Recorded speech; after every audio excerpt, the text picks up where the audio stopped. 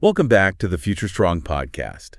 Today, we're talking about something pretty powerful, something that can really change your life focus. Think of it as this secret weapon for success in a world that's constantly trying to pull us in a million directions. Yeah. We hear about focus all the time, but it's so easy to dismiss it. Like, it's just this abstract concept. Right. What's interesting is when we start to understand it as a skill, like a mental muscle that we can actually develop, that's when we unlock its real power. Like any muscle, right? The more you use it, the stronger it gets. Yeah. But the question is, how do we even begin to train our focus when we're surrounded by so many distractions? That's the challenge. That's the key challenge in the world that we live in today.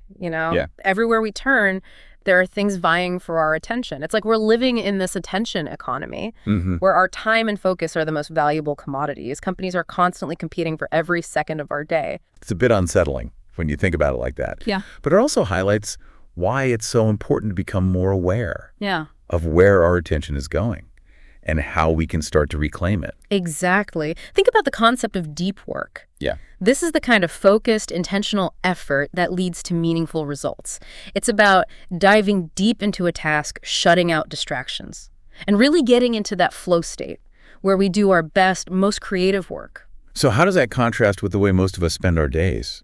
It seems like we're constantly bouncing between tasks, checking emails, scrolling through social media. It's no wonder we feel so scattered and overwhelmed. You've hit the nail on the head, that constant switching between tasks. That's what's referred to as shallow work. And while it might feel like we're being productive, it often prevents us from reaching our full potential. Okay, so we've got deep work, which is this focused, intentional effort, and shallow work, which is more about these surface-level tasks that keep us busy but don't necessarily move us forward.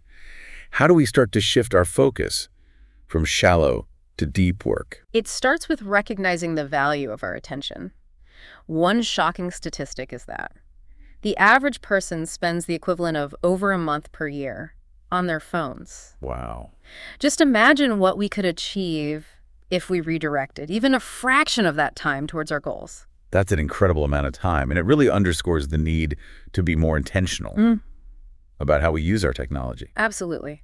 But even beyond technology, there are so many things in our environment that can pull us away from what we're trying to accomplish. So it's about decluttering, Right.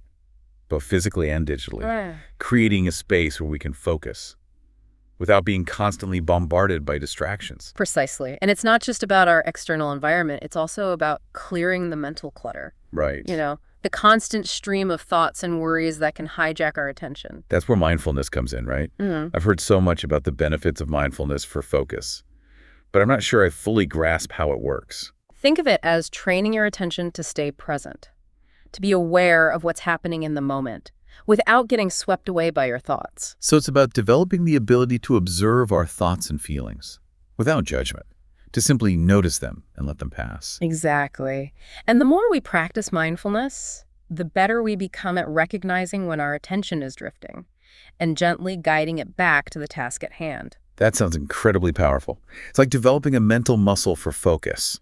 But I imagine it takes time and effort to cultivate that kind of mindfulness. You're right. It's not something that happens overnight.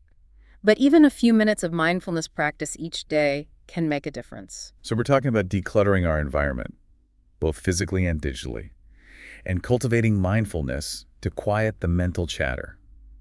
What other strategies can we use to enhance our focus? One that often gets overlooked is the power of having a clear why. You mean a sense of purpose, a reason for doing what we're doing? Exactly. When we have a strong why, it becomes easier to stay motivated and focused, even when faced with challenges or distractions. That makes sense. If we don't know why we're doing something, it's easy to lose interest or get sidetracked. It's like having a compass that keeps you headed in the right direction. Without it, it's easy to wander aimlessly. Okay, so we've got our why to guide us.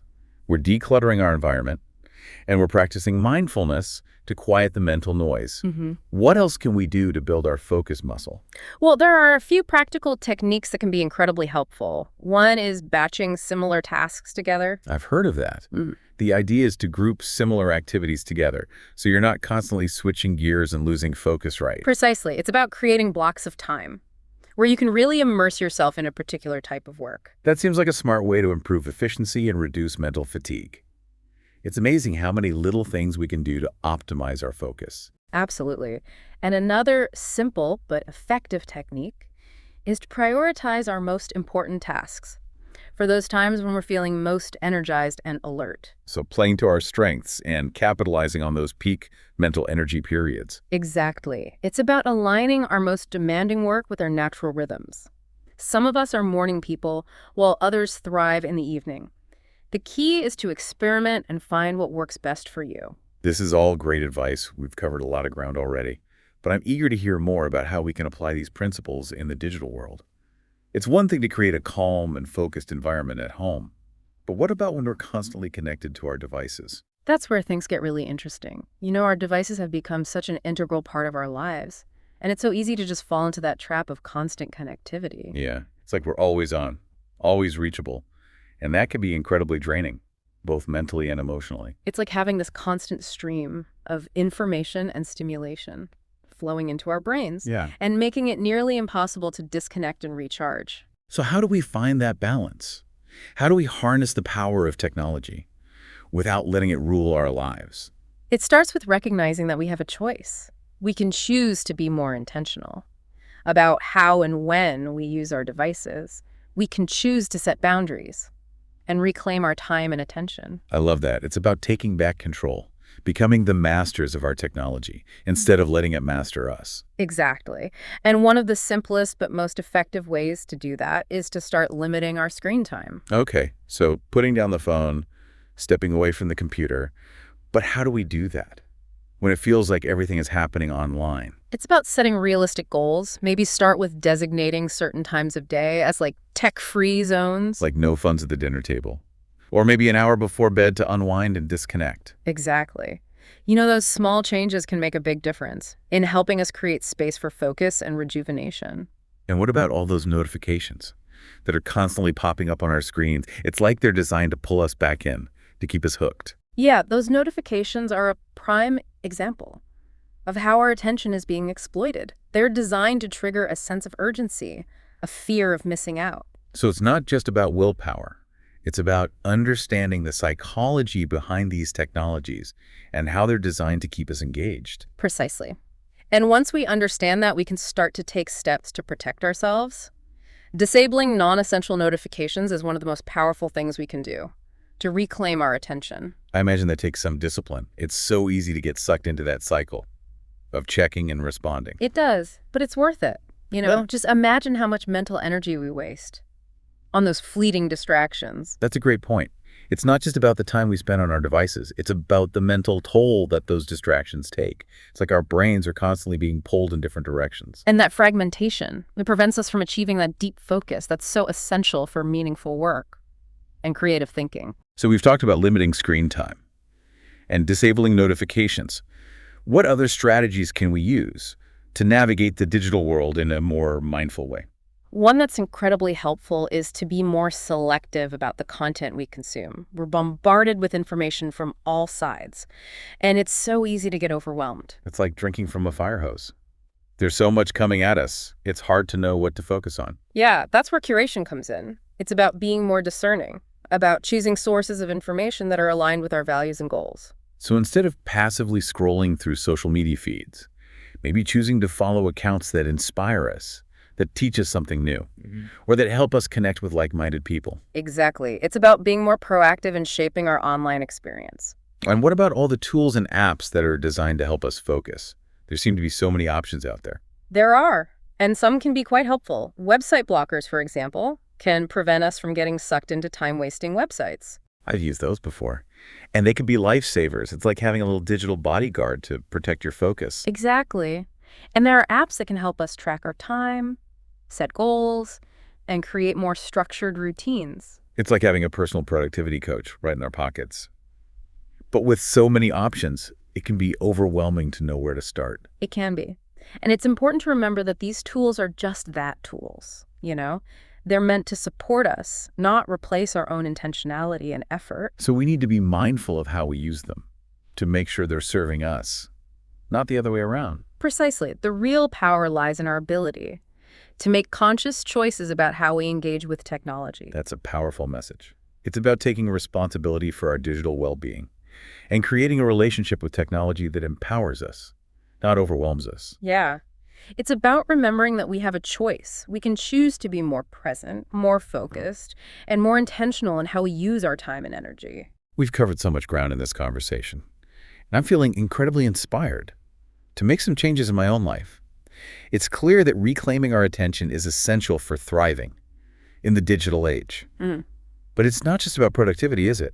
It goes much deeper than that. It's about breaking free from that feeling of being constantly reactive, constantly pulled in different directions by external forces. Right. When we cultivate focus, we empower ourselves to become more proactive in shaping our lives. It's like taking the reins, becoming the conscious creators of our own experiences. Yeah. Instead of just passively reacting to whatever comes our way. Yeah.